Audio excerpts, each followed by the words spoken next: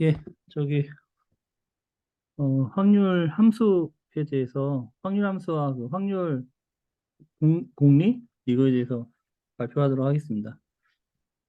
학습 목표는 수학적으로 이벤트, 이제 사건이라고 하더라고요. 이벤트 확률의 정의를 지금 알아보고, 확률의 공리에 대해서 알아보겠습니다. 제가 오른손을 잘 못 써갖고, 오른손이 좀, 좀 다쳐갖고, 왼손을 쓰는데 좀 삐뚤빼뚤함을 좀 양해 부탁드리겠습니다. 어, 이벤트, 사건의 확률을 정의하는 방법이 있습니다. 한 가지 방법으로 사건의 확률을 정의하는 것은 그 사건의 장기 상대 빈도에 따르는 것입니다. 이게 어떤 얘기냐면, 장기적으로 어떤 걸 계속 했을 때 나오는 빈도를 얘기를 하는 건데, 샘플 스페이스, 그 실험 공간이라고 했는데, 이게 찾아보니까 표본 공간 이렇게도 얘기를 하더라고요. 그래서 같은 얘기고요. 샘플 스페이스 S인 실험을 정확히 같은 조건에서 반복하여 수행한다고 가정을 합니다. 그 샘플 스페이스 S의 각 사건이 이벤트 2에 대해서 이게 n은 횟수죠. 이벤트 n 가로 열고 2가 2는 실험을 처음 n회 반복하여 사건 2가 발생하는 횟수로 정의합니다. 그러니까 n회를 해서 나오는 2의 횟수로 정의를 하는데, 그러면 이벤트 2에 대한 확률은 아래와 같이 정의합니다. 이거는 이제 횟수죠. 횟수분의 그 2가 나온 횟수를 이렇게 리미트를 이제 무한대로 하게 되면 이 사건의 확률 P는 리미트 n부터 무한대까지 n분의 n 가로 열고 2 이렇게 지금 됩니다. 즉, 이 P2는 2가 발생하는 극한의 비율로 정의됩니다. 따라서 따라서 2는 극한의 상대 빈도입니다. 네, 아, 질문. 네.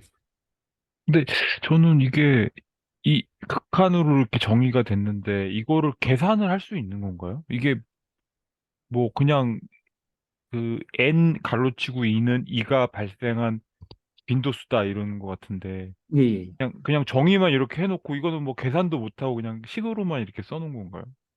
어, 그렇죠. 이거를 이제 뒷단에 나오는 공리로 설명을 하는데, 이게 유한공리면 상관이 없어요. 가령 뭐 100번 했을 때 짝수가 나올 확률. 그러면 100분의 짝수가 나온 확률을 이렇게 해서 뭐 50번이라고 그러면 2분의 1이 되겠죠. 뭐 그렇게 해서 할 수 있는데, 이 리미트가 있기 때문에 무한으로 가기 때문에 어떻게 그게 2분의 1로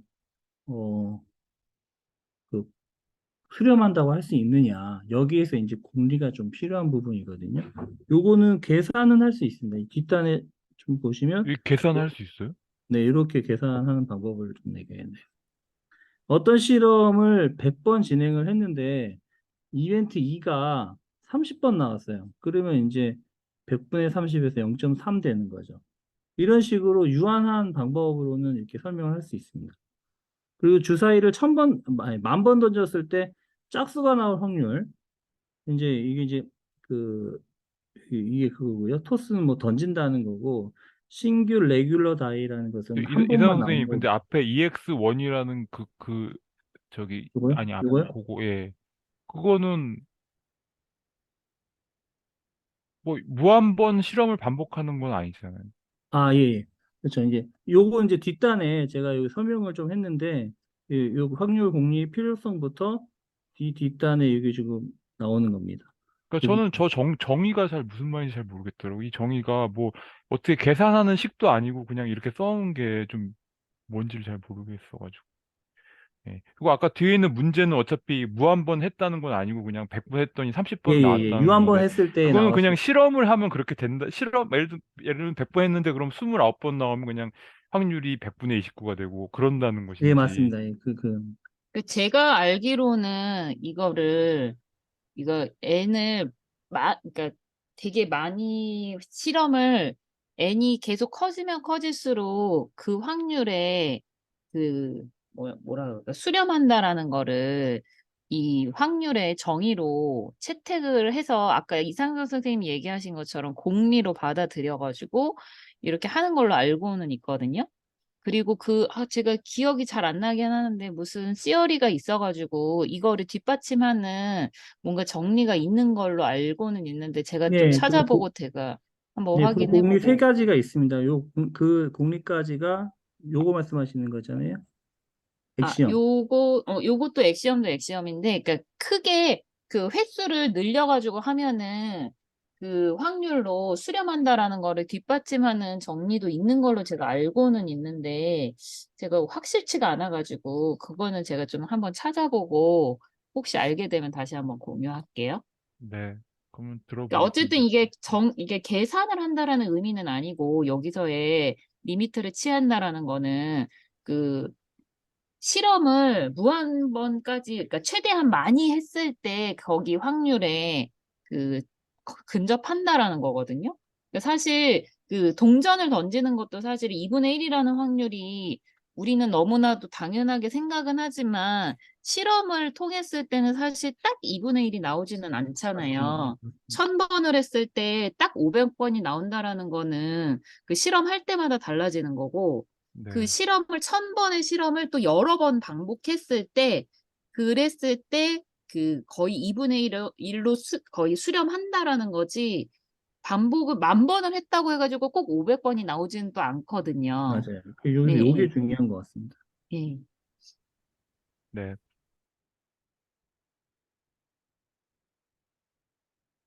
넘어가도 되겠습니까? 네. 네. 요거는 얘기했고요. 그래서 10,000번 던졌을 때 나올 확률, 샘플 스페이스 S는 1에서부터 6이고요. 그리고 이제 짝수잖아요.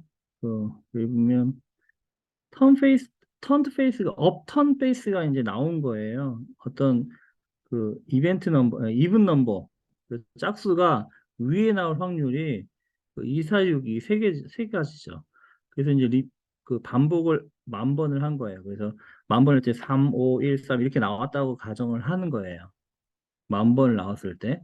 그래서 여기에서 이제 짝수를 한번 세보니까 요거 일단 가정한 거예요. 말 다음번 또 했을 때 5026번이 나오리라는 법은 없죠. 이제 계속 현실 상황에서는. 그런데 이거를 이제 그 가정을 요렇게 나왔다는 가정하에서 5026번이 나왔다고 하면 요게 이제 10,000번분의 5026 해서 이렇게 되는 거고, 요걸 리미트로 이렇게 그 취해주면 2분의 1이 나온다. 요렇게 얘기를 하는 거예요. 저도 근데 이 부분에 그, 제 예, 생각에는 요렇게 그냥 됩니다. 제 생각에 단지 그냥 그런 뜻인 것 같은데, 그러니까 그 던지는 횟수를 반복할수록, 그러니까 무한대로 갈수록, 그러니까 많이 하면 할수록, 무한대로 갈수록, 예, 많이 예. 할수록 그러면, n을 이렇게 늘릴수록.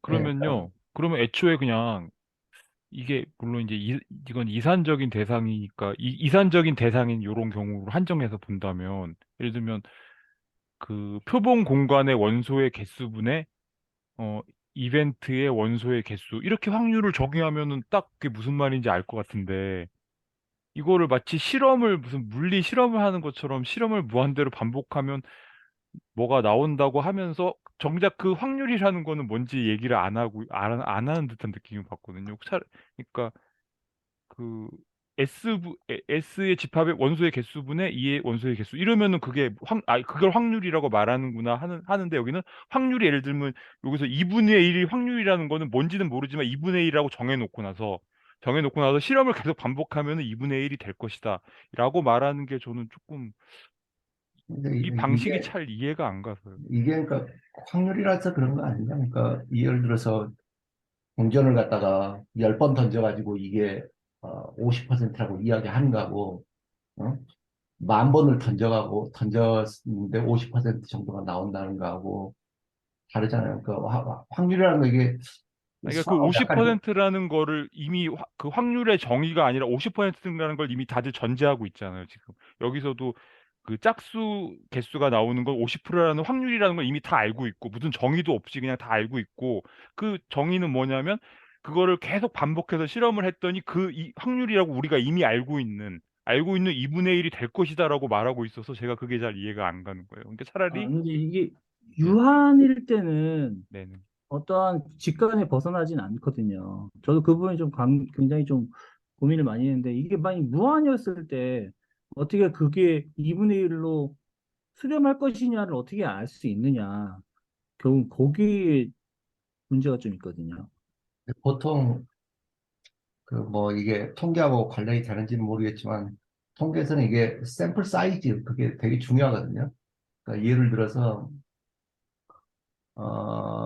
어떤 집단의 평균 키를 갖다가 우리가 추정을 한다고 할 때 평균 키 그럼 10명을 가지고 평균 키가 175다 이렇게 이야기하는 거하고 그걸 다 10,000명을 갖다가 해서 평균을 구해보니까 175더라. 이건 그러니까 그 샘플 수가 많을수록 더 신뢰도가 가는 거잖아요. 여기서도 아마 그 정도 차원인 것 같은데. 그러니까 10번을 던져서 5번이 꼭 5번이 나오라는 도장도 없죠. 6번이 나올 수도 있고 4번이 그러니까 나올 이제 수도 그 얘기는 이미 확률을 이미 알고 있는 거예요, 지금 우리가. 이 확률의 정의, 이게 P이라는 게 어떤 이가 나올 확률이라고 이렇게 하는 이게 그걸 노테이션으로 이렇게 쓰나 보죠? 근데 probability하고 가로를 근데 치고. 이건 근데 지금 그 확률이 뭔지는 이미 알고 있고, 그러니까 확률을 어떻게, 예를 들면 저는 이렇게 하면 되는 거 아닌가 싶어서, 예를 들면 여기서는 S의 집합의 원소의 개수분의 2의 원소의 집합의 개수를 확률이라고 한다라고 정의를 하면은 그게 이제 6분의 3이니까 2분의 1이 된다 이렇게 되잖아요. 근데 이거는 그런 얘기는 없고 2분의 1이라는 거 우리가 이미 다 알면서 그걸 전제로 해서 얘기를 하는데 그거는 왜 2분의 1이냐? 실험을 계속했더니 뭐 한번 반복하면 2분의 1이 가까워질 것이다. 라고 하는 게 이게 도대체 그런 식의 개념이 좀 이해가 안 가가지고. 이게 하여튼 어떻게 이해하시면 좋냐면요. 네. 아까 토마스 몬 스님 지적이 정확히 맞습니다. 진짜는. 근데, 어, 저희가 원래 이제 표본 공간을 알고 있고, 그 다음에 그 이벤트에 대해서 정확한 정보가 있으면은 토마스 선생님처럼 확실하게 구할 수 있습니다. 그거는. 그냥 동전 같은 경우도 저희가 앞뒤밖에 안 나온다는 거를, 그러니까 이상적인 가정 하에서는, 조건 하에서는 그렇게 나온다는 걸 분명히 알고 있기 때문에 성 선생님 말씀대로 그렇게 보면 2분의 1 딱 맞아요. 근데 이제 이렇게 저희가 10,000번을 이렇게 하는 이 방법은 뭐냐면은 보통은 저희가 모릅니다. 사실 표본 공간이랑 예를 들어서 이제 뭐 바이러스 감염될 확률이라 구한다고 한다면은 저희가 모르거든요. 바이러스 감염될 확률은. 그래서 그 경우에는 저희가 어떤 방법을 써야 되냐면 사람을 걸린 사람들 뭐 예를 들어서 뭐 10,000명이면 10,000명, 1,000명이면 1,000명 이렇게 모아가지고 그 사람들 중에 이제 어느 시간을 저희가 정해두고 그 시간 이후에도 이제 그 바이러스가 계속 걸려 있는 사람들의 개수를 이렇게 나누거든요. 그 명수를. 근데 그 경우에는 이제 저희가 그 리미트 이걸 써서 구하는 게 맞습니다. 근데 사실 아. 불가능하죠. 리미트 무한대를 이렇게 때린다는 게 사람이 이제 알겠어요. 아, 그렇구나. 그러니까 이거는 예, 분명하게 이렇게 정해져 있고 뭐가 어떻게 나올지 확실히 아는 경우를 제가 생각해서 그렇군요. 같이. 그러니까 이제 그게 그게 이제 그렇지 못한 예, 경우가 있기 때문에 이렇게 정의를 해야 되는 거구나. 예, 예, 맞습니다. 예, 예, 근데 이제 알겠습니다. 예, 예. 선생님 말씀대로 이제 그 리미트 정의가 좀 더 포괄적인 개념입니다. 근데 저희가 이제 이 중에서 모든 정보를 다 알고 있으면은 이제 그렇게 확 줄어드는 거예요. 그렇게 확실하게 네. 저희가 구할 수 있는. 아, 예, 근데 좋은 말씀이신 건 맞아요. 예, 예, 이제 알겠습니다. 예, 그게 예. 정의 당연히 아는 경우만 있는 건 아니니까. 네, 그 그렇습니다. 확률 예. 그쪽 요렇게 알겠습니다. 예. 원래 사실 연구 쪽으로 들어가면 다 이제 이렇게 합니다. 시뮬레이션 해가지고 이렇게 n 번을 늘려가지고 저 같은 경우도 이제 10,000번 돌려가지고 이렇게 했거든요. 근데 이제 되게 느려가지고 그다음부터는 이제 컴퓨터가 사양이 안 따라줘서 못했는데 예, 보통 10,000번이면은 괜찮은 것 같아요. 예, 감사합니다. 예. 예, 다음으로 넘어갈까요? 네.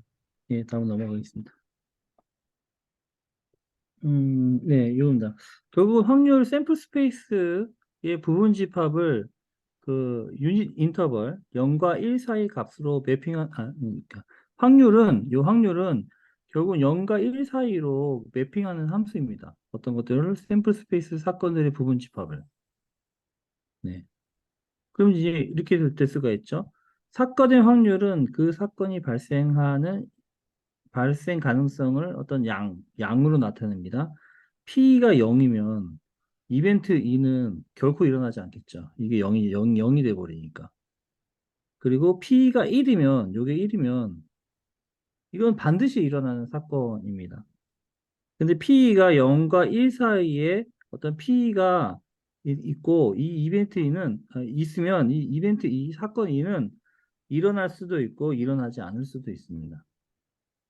그래서 P가 큰 경우 사건 발생은 더 커집니다. 그러니까 1에 가까울수록 P가 1에 가까울수록 사건 발생할 가능성은 점점 더 커지는 거죠. 근데 1은 넘어갈 수는 없죠. 분모니까. 근데 여기서 저는 굉장히 궁금한데 이 너무도 당연해 보이는데 왜 공리가 왜 필요할까가 저는 굉장히 많이 질문이 들었어요. 이게 도대체 왜 공리가 필요하나? 여기서 보면 앞서 설명한 정의는 직관적으로 매우 매력적이지만 심각한 단점을 갖고 있습니다. n분의 n이가 어떤 일정한 극한 값으로 수렴하고 실험을 반복할 때마다 동일한 값이 될 거라는 걸 어떻게 알 수 있을까요? 아까 질문하셨는데 그걸 계속 반복적으로 실험을 하잖아요. 현실 세계에서. 5번을 던졌다고 해서 5번이 다 짝수가 나오지도 않고 홀수가 나오지도 않고 짝수 홀수가 어떻게 동일하게 나올 수 있는지를 어떻게 알 수 있느냐는 거죠. 그거는 되게 유한적이기 때문에 알 수 있는 거고 이게 무한의 세계로 넘어간다 보면 그건 알 수가 없는 거죠. 그건 어떠한 약속이 필요한 부분입니다. 그래서 예를 들어서 반복적으로 수행되는 실험을 동전 던지기라고 가정해 봅시다. 그래서 n이 커짐에 따라 처음 n번 던진 동전에서 얻은 앞면의 비율이 어떤 값으로 할 것이라는 것을 어떻게 알 수 있을까요? 또한 어떤 값으로 수렴한다 해도 실험을 2번째 반복 수행하면 동일한 비율을 얻을 것이라는 것을 어떻게 알 수 있을까요? 이건 알 수가 없는 거죠.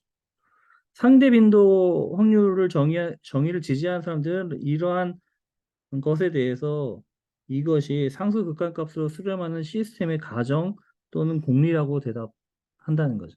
그래서 이런 것들은 공리를 적용해야 된다는 것을 얘기를 해주는 거고요. 그래서 6번입니다. 그러나 n분의 n이가 반드시 상수값으로 수렴할 것이라고 가정하는 것은 대단히 복잡한 가정으로 보입니다. 왜냐하면 상수 극한 빈도가 실제로 존재할 것이라고 할 수는 있지만 이것이 사실일 필요는 전혀 없기 때문입니다. 사실 확률에 대해 더 간단하고 자명한 공리를 가정하고 이러한 상수 극한 빈도가 어떤 의미에서 존재한다는 것을 증명하는 것이 더 합리적이지 않을까요? 후자의 접근 방식은 이 텍스트에서 사용할 현대 공리적 확률 이론입니다. 결국은 이게 어떠한 자명한 공리를 가정하고 그런 것들이 어떤 상수 극한 빈도, 그러니까 상수의 어떤 극한 빈도에서 존재한다고 증명하는 것이 더 합리적이다라고 말하고 있는 거고, 이 책에서는 특히 샘플 공간 S의 각 사건 E에 대해 P라는 값이 존재한다고 가정하고 이 값을 사건 E의 확률이라고 합니다. 그런 다음 이러한 확률이 우리의 직관적 개념에 부합하는 우리가 동의할 것이라고 생각하는 특정 공리의 집합을 만족한다고 가정할 것입니다. 네, 여기서 질문 있으신가요?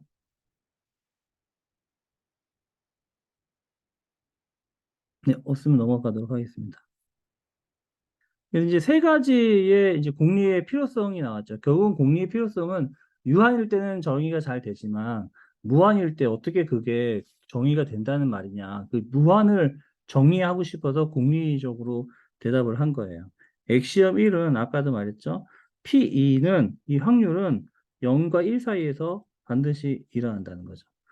이게 같다는 표시인데 0이면 안 일어나는 거고 1이면 반드시 일어난다는 거고요. 그 사이에 있다는 거고요. 엑시엄 2는 이게 샘플 스페이스의 확률은 반드시 1이라는 거죠. 모든 샘플 스페이스의 확률은 1이다라는 얘기고요. 여기에서 보면 뮤추얼 익스클루시브 이벤트라는 것은 뭐, 좀 다른 데 찾아보니까 뭐 배반 사건이라더라고요. 배반 사건. 그러니까 이게 서로의 합집합이 없는 경우. 서로의 교집합인가요? 교집합. 서로의 교집합이 없는 경우. 예. 그럴 경우 이제 배반 사건이라고 하는데, 이거 이제 합집합이 공집합이, 이건 합집합, 기억 맞죠? 이건 합집합이 공집합이고, 그리고 그거 I와 J가, 교집합이요. 교집합인가요? 가운데 없는 거 교집합이요. 아, 예, 죄송합니다. 예. 이게 교집합이고요. 교집합이 공집합이라는 얘기는 서로 독립된 그 집합을 얘기하는 거죠. 그랬을 때, 어, 그랬을 때, 요 이벤트의 합집합의 그 확률은, 맞죠? 이 아이를 다 더한 거와 같다는 거죠. E1, E2, E3 이렇게 해서 EN까지 갈 건데, 이것들은 다 교집합이 0이기 때문에, 공집합이기 때문에, 요것들의 확률을 다 더한 것과 같다라는 얘기입니다. 네, 요걸 좀 설명을 좀 해보겠습니다. 첫 번째 액시엄 1입니다. 이제 네가티비티, 네가티비티라고 하는데, 어, 이벤트의 확률은 0보다 반드시 큽니다. 크거나 같습니다. 그래서 이것을 수락을 하면 음수의 확률을 우리가 얘기할 수가 없어요. 왜냐면 반드시 0보다 크거나 같다라고 했으니까 확률이 P2는 0보다 크거나 같으니까 음수 마이너스 1의 확률이야 이런 얘기는 할 수가 없습니다. 그리고 이 확률은 지로이거나 그 포지티브 밸류죠. 양수 둘 다 될 수 있습니다. 요거를 받아들이면 두 번째 보겠습니다. 액시엄 2입니다. 액시엄의 유니테리티라고 하는데 이 샘플 스페이스의 확률은 반드시 1입니다. 항상. 이것을 받아들임으로써 우리는 샘플 스페이스로부터 나오는 것들은 항상 반드시 일어납니다. 맞죠? 제가 해석을 잘 한 거죠. One of the outcomes. 결과들이죠. 어디로? 샘플 스페이스로부터 나온 결과들의 하나는 반드시 예, 일어난다는 거죠. 틀리면 말씀해 주세요. 제가 이걸 좀 적어놨어야 돼요. 샘플 스페이스는 모든 이벤트를 포함하고 있고, 1이 맥시멈이 되는 거죠. 확률은 1이 맥시멈입니다. 그리고, 이벤트의 확률은 0과 1 사이의 인터벌에서 반드시 일어납니다. 이렇게.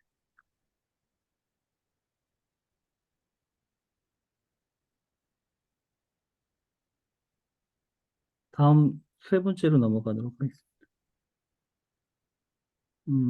세 번째 액션은 이제 additivity라고 하던데, E와 F가 mutual exclusive예요. disjoint 됐다는 거죠. 아까 뭐 배반 사건, 상호 독립적인 사건이라고 얘기를 하는데, mutually exclusive 이벤트라는 상호 독립적인 사건이라고 했을 때, 샘플 스페이스가 E와 N의 교집합이 공집합이면, 그러면 E와 F의 합집합의 확률은 P2, E와 합집합의 확률이나 PF를 확률을 더해서 확률을 구해서 두 개 더한 값이나 같다를 의미하는 겁니다. 적어도 하나의 이 디스조인트는 적어도 하나의 확률을 발생하고 그 썸이 이런 대표적인 그 확률의 썸이 그 확률을 나타난다라고 얘기할 수 있습니다. 맞나요? 지금 여기까지 끊어야겠네요. 발생하는 디스조인트 이벤트의 확률, 적어도 하나의 확률은 대표되는 확률의 썸입니다. 그렇죠? 아, 그 식을 말하는 것 같은.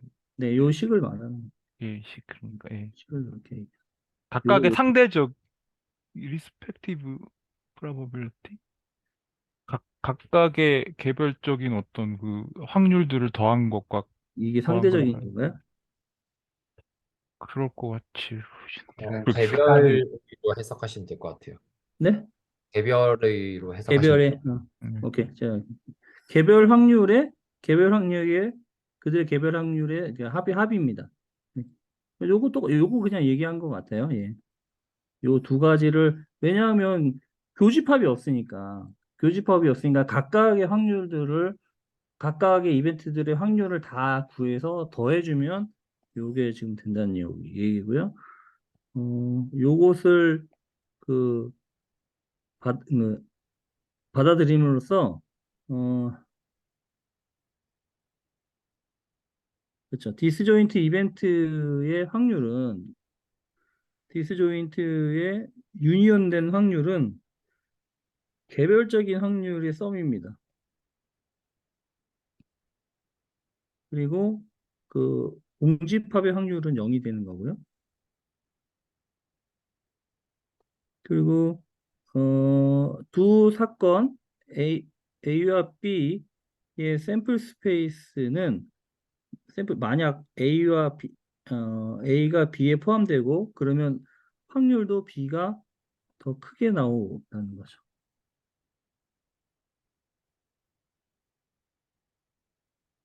어떤 경우가 A가 B의 부분집합일까? 얘가 조금 딱히 생각이 안 나요. 아, 이벤트 예. A가 이벤트 B의 부분집합인 경우. 그러니까 예를 들면은 뭐 아까 수사에 던졌을 때 짝수가 나오는 경우가 있었잖아요. 짝수가 네. 나오는 거를 B라고 치고 음, 뭐 2, 4가 나오는 거를 A라고 치면 아, 네. A의 확률이 B보단 작다. 뭐 그렇게. 네. A가 뭐라고요?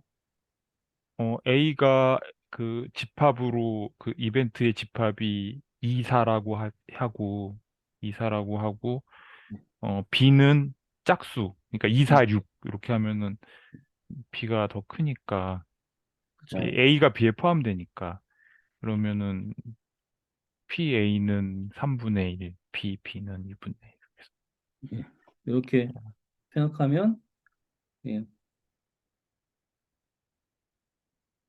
이게 하나 크다.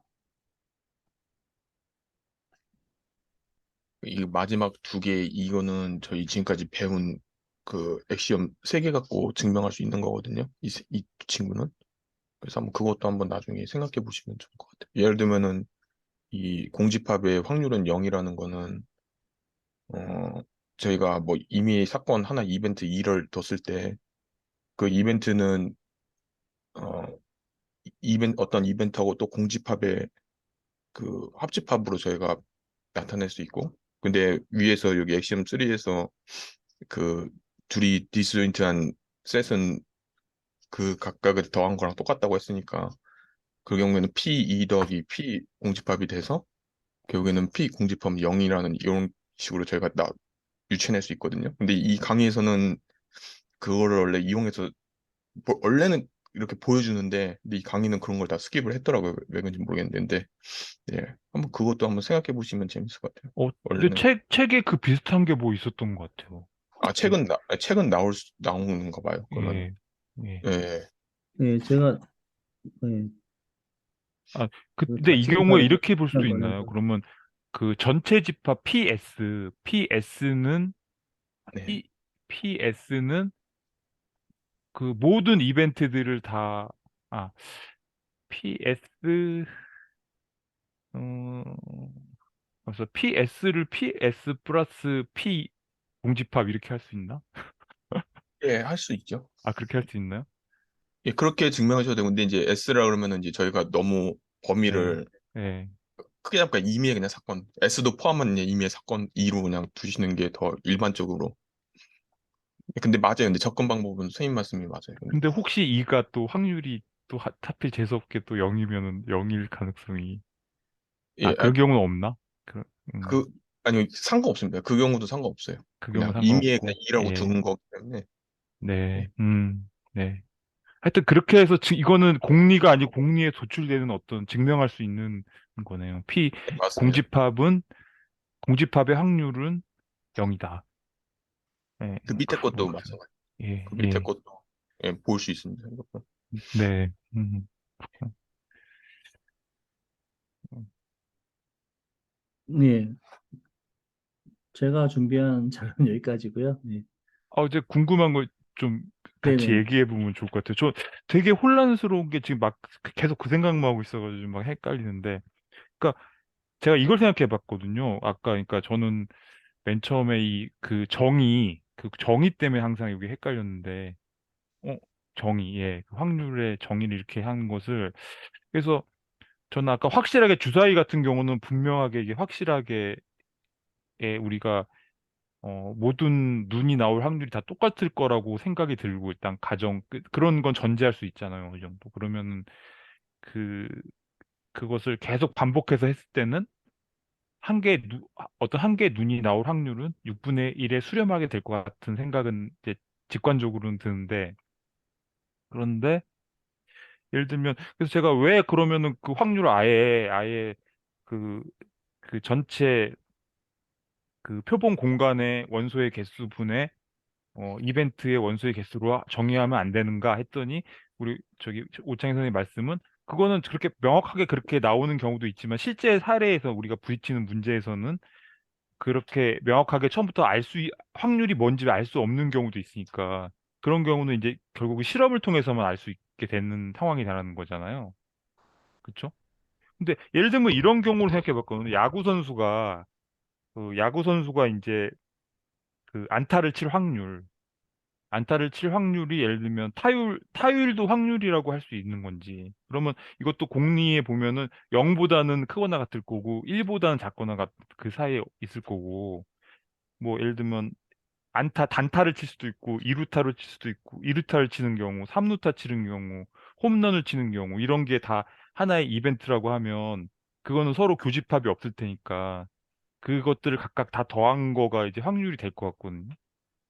예. 그런데 사실은 그렇게 하면은 근데 실질적으로는 그 타자가 무한번 실험을 할 수는 없잖아요. 무한번 실험할 수도 없고 매해 연도마다 폼이 좋을 때는 막 안타를 많이 칠 때가 있을 거고 타율이 엄청 높을 때가 있고 타율이 엄청 낮을 때가 있을 것이고 그러니까 이거를 그 아까처럼 주사위의 경우에는 이런 식으로 하는 게 직관적으로 이런 정의가 직관적으로는 좀 받아들여지는데 그런 야구 선수의 경우처럼 뭐 폼이 좋을 수도 있고 안 좋을 수도 있고 또 그거는 상황에 따라 다 다를 텐데 그것을 이렇게 정의를 할 수가 과연 있을 것인지. 그럼 현실적으로는 어떤 확률이란 거는 정해진 값이라는 게 있을 수가 없고 어떤 수렴하는 값이라는 게 있을 수 없고 그때그때 그냥 그 통계를 잡아서 구간 실험을 했을 때 나온 거 갖고 그냥 확률을 말할 수밖에 없다라고 해야 되지 않을까요? 근데 왜 아까 두서없이 오창희 말하면. 선생님이 얘기하셨을 때, 뭐더라? 그 코로나 확진율 뭐 이런 것도 얘기를 하셨었잖아요. 그런 거랑 비교해서 생각하면은 제 생각에는 그 타율 같은 것도 일종의 확률이라고 얘기할 수 있지 않을까라는 생각이 들긴 하거든요. 근데 이제 그런 게 타율이라는 게 예를 들면 어떤 숫자로 이렇게 무한번 계속 치면은 어떤 숫자로 수렴한다는 생각을 한다는 게 조금 아까 주사의 경우랑 좀 다르게 느껴졌거든요.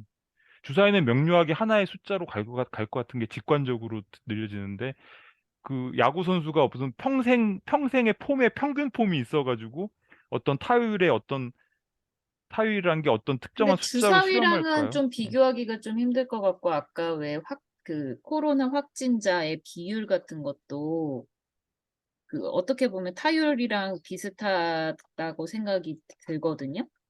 그 환경이나 뭐 이런 거에 따라서 그 확진율이 올라갔다가 내려갔다 하기도 하잖아요.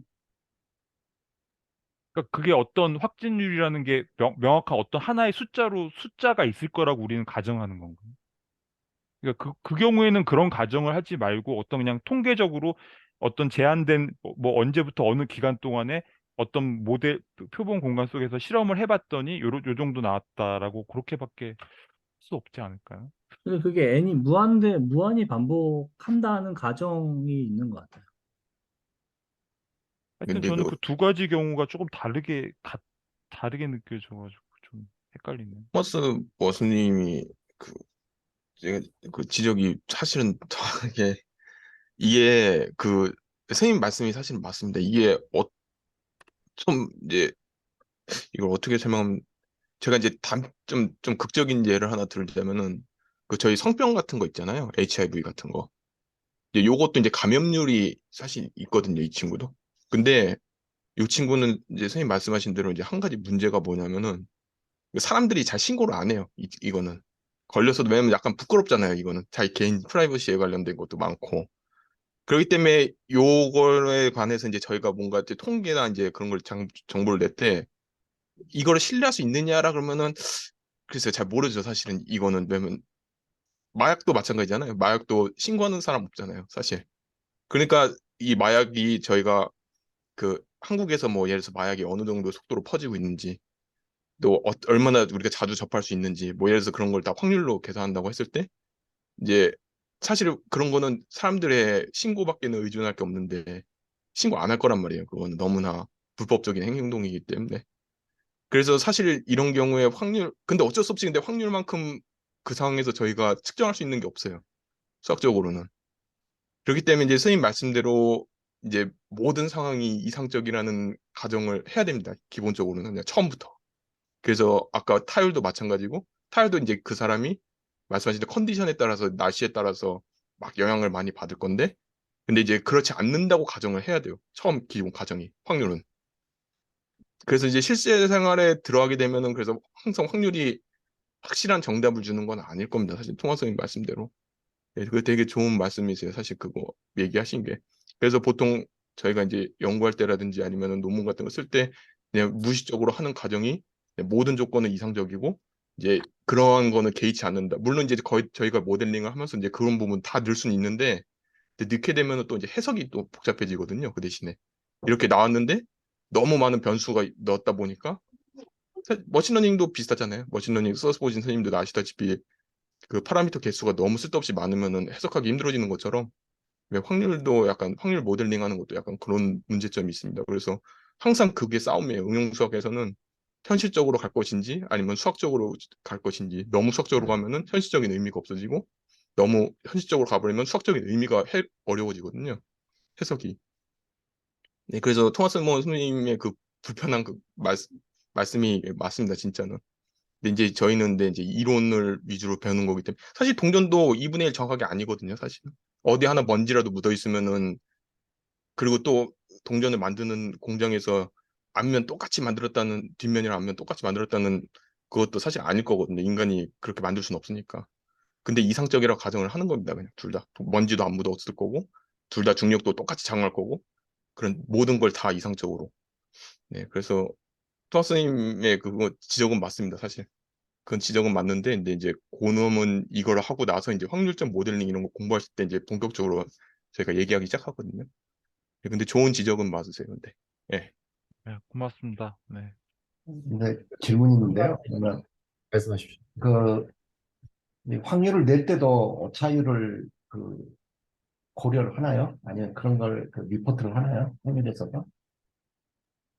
아니요, 보통 확률은 이거 오차라는 것도 다 포함하기 때문에 저희가 그냥 그 오차율도 계산을 사실 할 수가 없어요. 그 오차율도. 왜냐면 뭐, 그 확률 자체가 숫자로 딱 나오게 되면은 이제 사실 그게 오차가 섞여 있는지 아닌지는 그러니까 저희가 이제 정해져 있는 값이면은 그 오차를 알 수가 있는데 근데 정해져 있지 않는 값이 확률은 정해져 있는 값이 아니잖아요. 맨날 변하잖아요.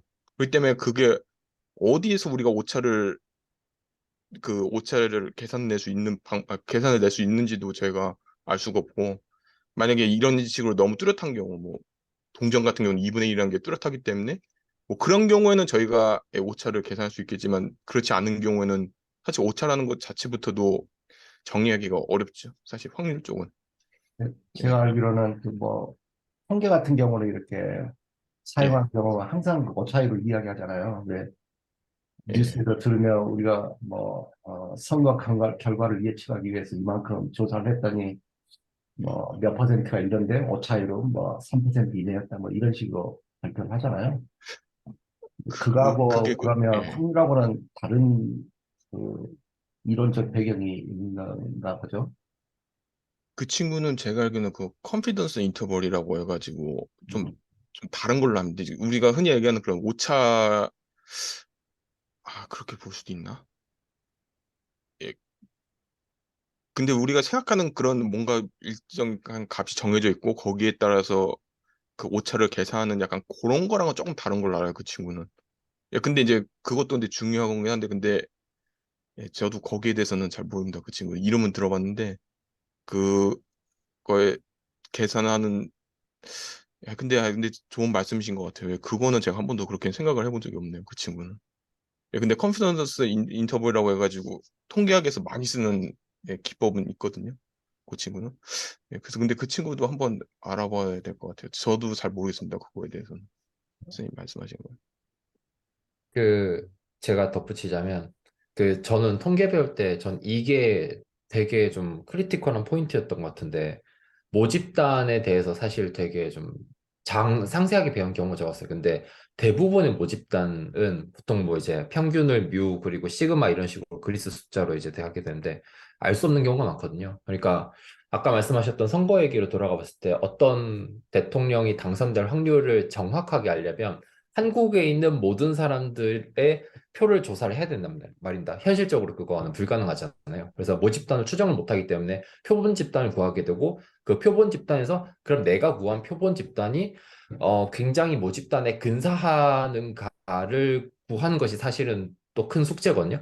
그러면은 그 모집단의 어떤 범위를 추정하는 데 있어서 말씀하셨던 컨피던스 인터벌이 나오는 거고요.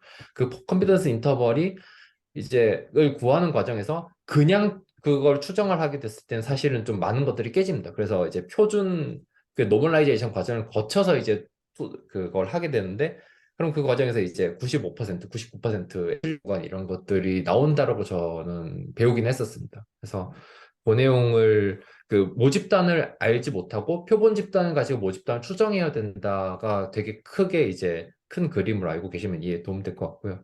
그리고 토머스 모 선생이 이제 그 불편해하셨던 부분이 제가 지금 받아들이기 어떻냐면은 한 번 시행할 수 있는 뭔가 시츄에이션 그 상황이 있고 한 번이 안 되는 상황이 있는데 그 과정에서 좀 혼동스러우신 것 같아요. 근데 사실 이것도 각자 표본 그 확률 제가 말씀드렸던 것처럼 이제 그 모집단의 분포를 구하는 과정, 근사하는 과정이 있다고 했었잖아요. 그 과정에서 각자 다른 분포로 근사한다고 저는 알고 있어요. 그러니까 무한반 했을 때는 가우시안 디스트리뷰션 그러니까 저희가 그 저희 연희수나 이런 데 이제 가장 많이 했던 뭐 노멀라이 뭐라고 하지? 그 표준 정규분포 아마 그런 식으로 근사한다고 알려져 있고요.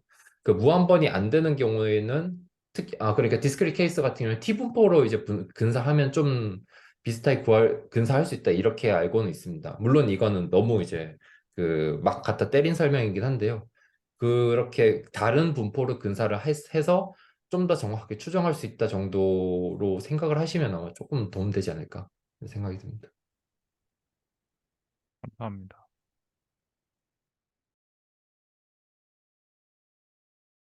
확률이 어렵네요. 예.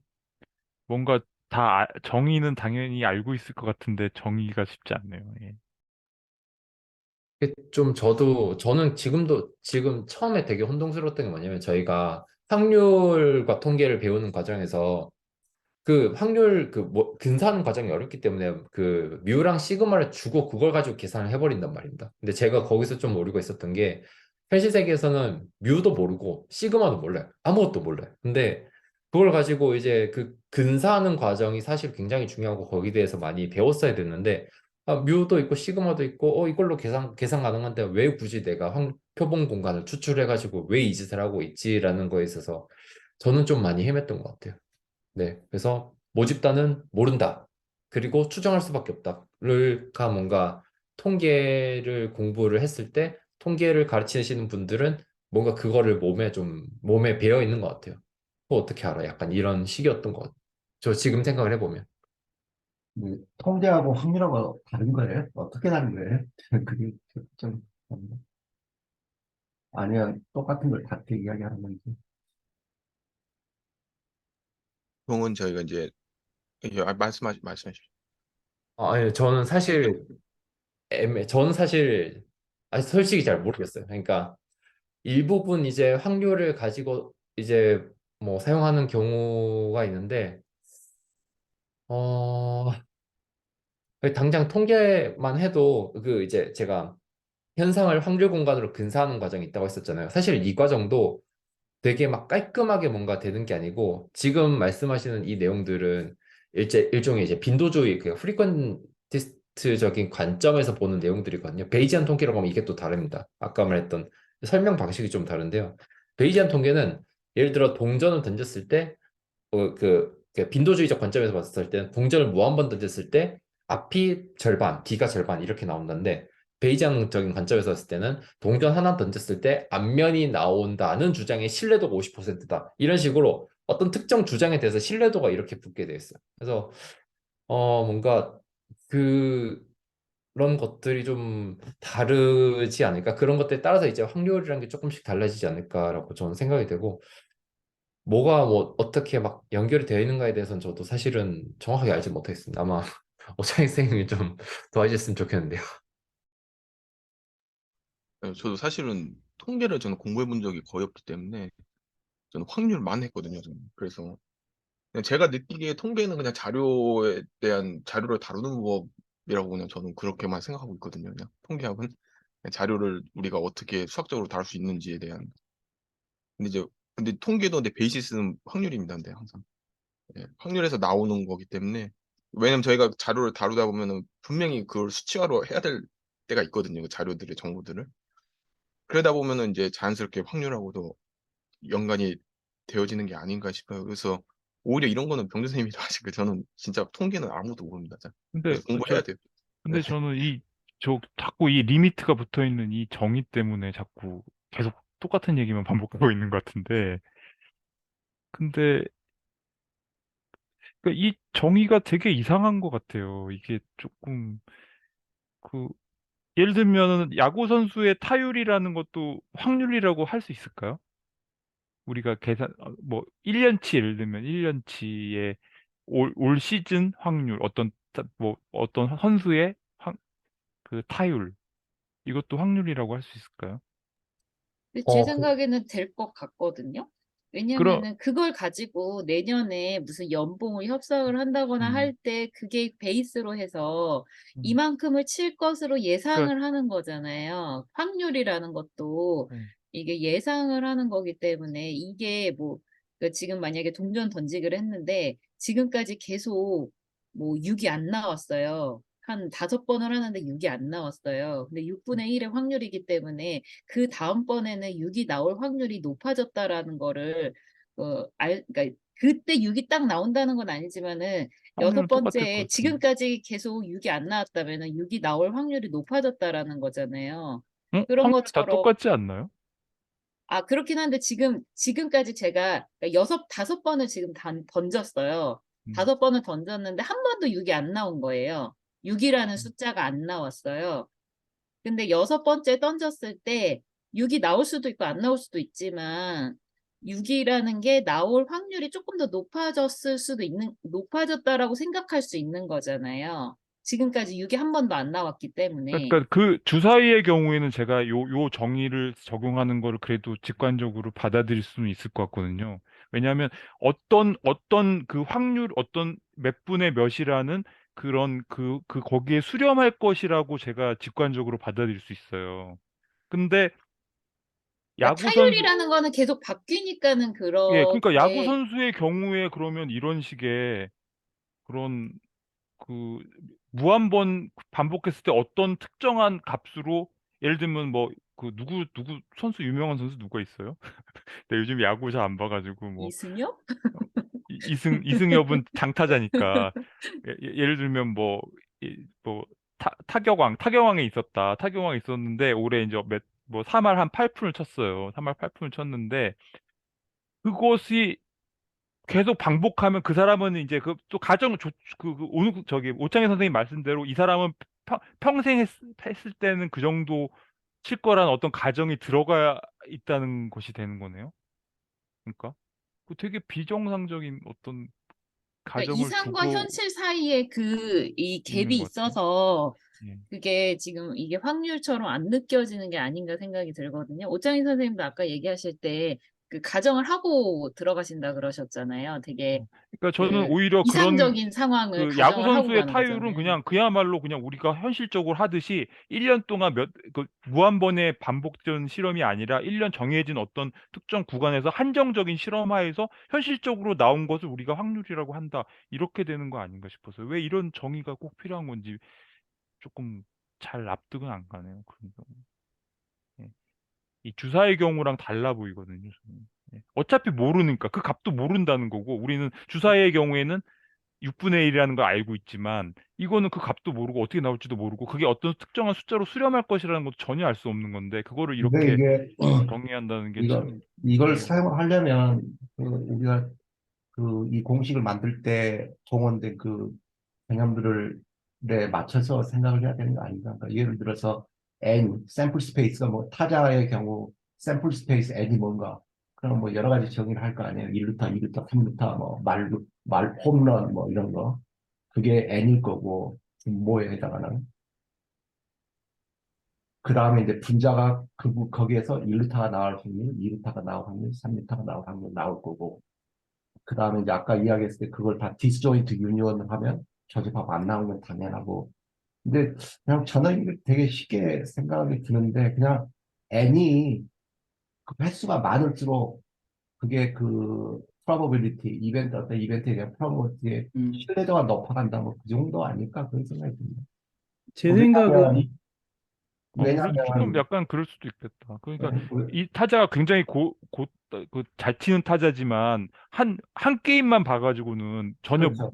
네, 전혀 못 칠 수도 있으니까. 네, 그런데 이제 장기적으로 게임을 많이 하다 보면 그렇죠. 어떤 우리가 이상적으로 생각하는 그 사람의 어떤 타율이 있다고 가정하고 거기에 점점 근접해 갈 것이다.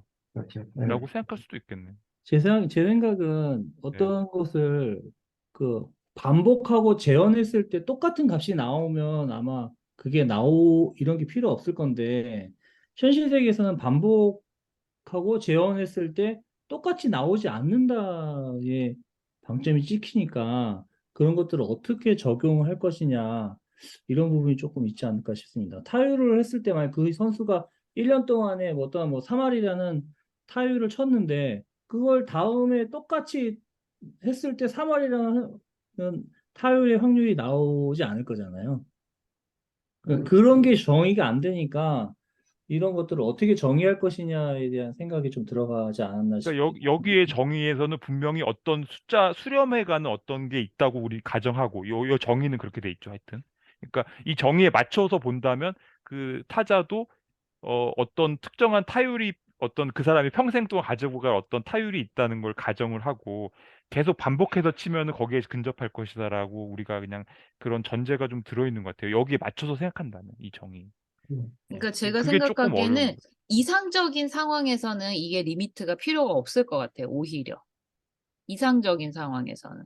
그렇지. 네. 그러니까 동전도 딱딱 2분의 1, 2분의 1에 나오는 상황에서는 이렇게 정의할 필요가 없잖아요. 근데 현실의 상황에서는 그런 이상적이지가 않기 때문에 이런 리미트라는 정의가 필요하고, 제가 그 회의 채팅창에 올려드린 게 그 대수 정리라고 하는 게 되게 n이 무한대로 갈수록 그 n분의 r하고 그 확률이라는 거하고 거의 일치한다라는 그게 대수 더 라지 오브 넘버 더 라지 더 로우 오브 라지 넘버라는 거인 것 같거든요. 그게 어떻게 보면은 시행은 뭐 뭐냐 대통령 선거 같은 거 할 때도 샘플이 많으면 많을수록 그 저기에 가까워지잖아요. 되게 뭐라 큰 그러죠? 수의 법칙 같은 건가요? 네네, 큰 수의 법칙하고 똑같은 거예요.